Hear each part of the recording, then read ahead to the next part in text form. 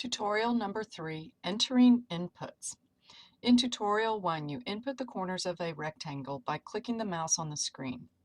This is the easiest way to give PatternMaker inputs. But in this tutorial, we will see how to use typed inputs to enter your points more precisely.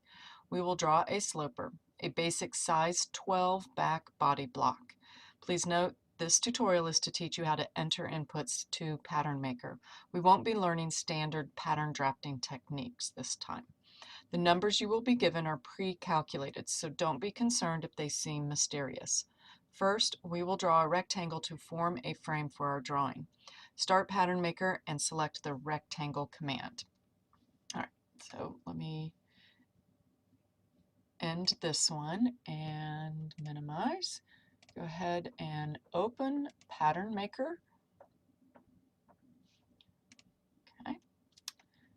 Close our tips of the day, and let me set this into the frame of my recorder. All right, so over on the left-hand side are our commands here. To select, we're going to pick our rectangle icon. Notice that once you have selected a tool, it tells you over here in the right-hand side in green what tool you have to begin with, and down here in the blue bar, it's telling you what tool you have done and asking for the first thing for you to do. We're going to use absolute coordinates. These are your X and Y coordinates to enter the corners of the rectangle. Type in 0, 0, push enter. Now one point has been selected. You can see that down in your blue command bar. Now it wants the opposite diagonal corner. That's select or type 12, 26 and push enter. It has now built your rectangle. You can't see all of it on screen, but to do that, if you remember from tutorial number 2, how to navigate through your window, push your end button and it zooms in and enters all of it there to see the full drawing. We could zoom in and pan in by using different arrows. Actually, the next step here is to use our polygon tool. Inside this rectangle, we're going to draw our sloper. The polygon tool is the pencil with the multiple lines. The next part in the tutorial, if you're following along with the written one, you can pan left and right, but we've got this centered, so I'm going to keep moving on. Skip the zooming and panning section. Let's enter relative coordinates now, not absolute. These are relative. We want to draw a line up the center back seam. The length is 23.75 inches.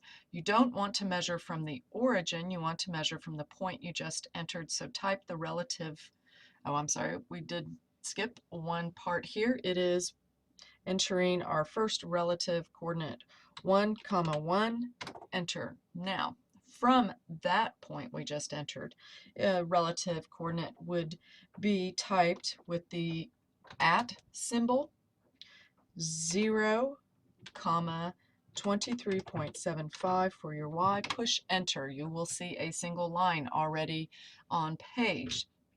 This means the 0 was your X distance from that first point is 0. The 23.75 means the new point is 23.75 inches above the previous point.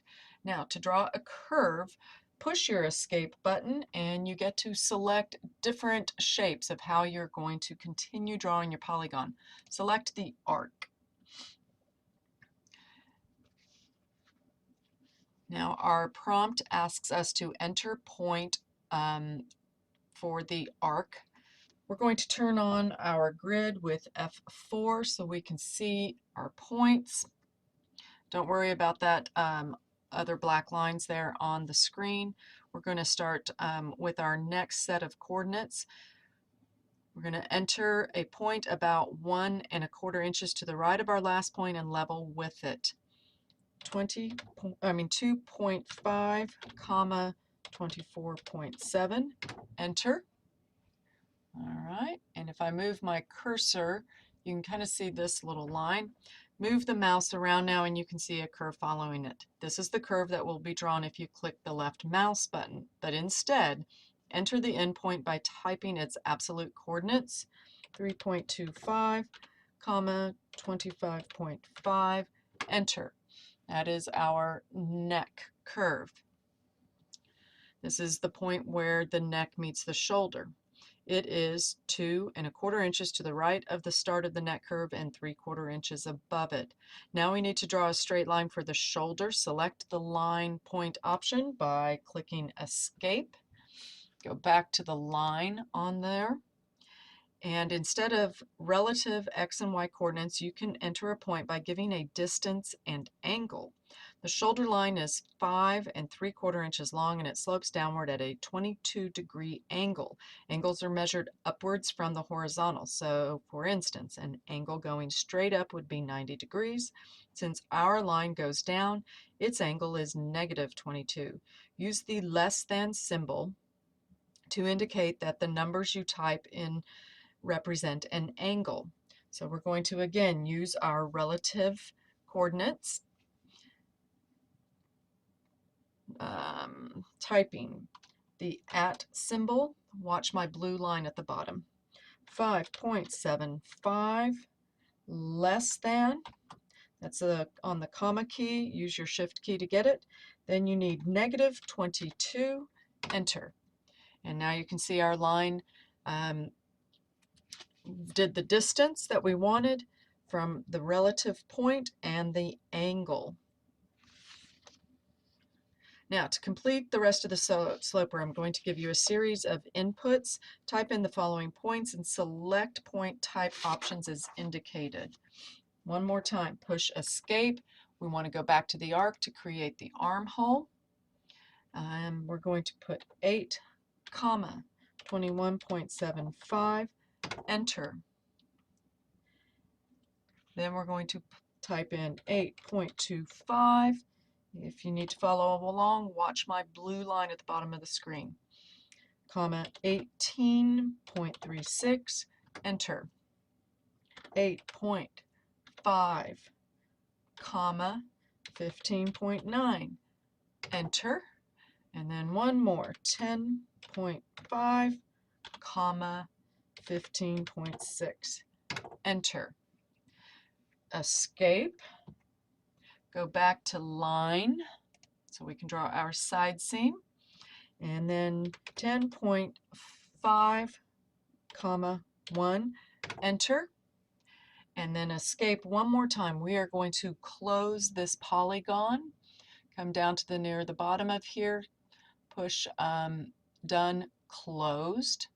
You can also make it an open polygon even though it may look closed. We're going to go ahead and close ours, closed. And you can see it finished it up back at our originating point, a full back sloper. If you made a mistake and you get a sloper that doesn't look very good, it's okay to keep it and use it for the rest of the tutorials because this is not one to size. If you make a more serious mistake, such as accidentally canceling the poly command, you will probably need to start the tutorial over. There are ways to fix a mistake with PatternMaker, but we haven't learned them yet. Now we're going to add one line to mark the waistline of this sloper before we finish this. Let's select our line tool over here on the left, line, and we're going to go ahead and enter our coordinates. First 1 for the x, 7.75 for y. Push enter. You can't see the point deposited yet until we put a second point down. So 10.5 for our x, 7.75 for our y coordinate. Boom. There is the line right there for representing our waistline on this sloper. Let's save our drawing. Let's select that from our File menu. Save. Okay. The prompt will read, save, and a dialog box will appear with the names of the existing drawing files. Don't select any of those. Instead, type back sloper. It defaults file type pattern files. Let's leave it as that for now.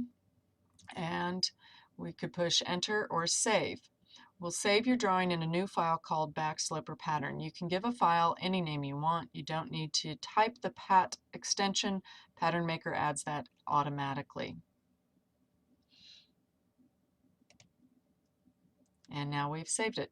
Don't save a drawing with a name that already exists unless you want to overwrite the file to replace the old one with the same name. If you do this, the previous file will be saved in a file with the extension BAK for backup. But if you do that twice, the old backup file will be lost.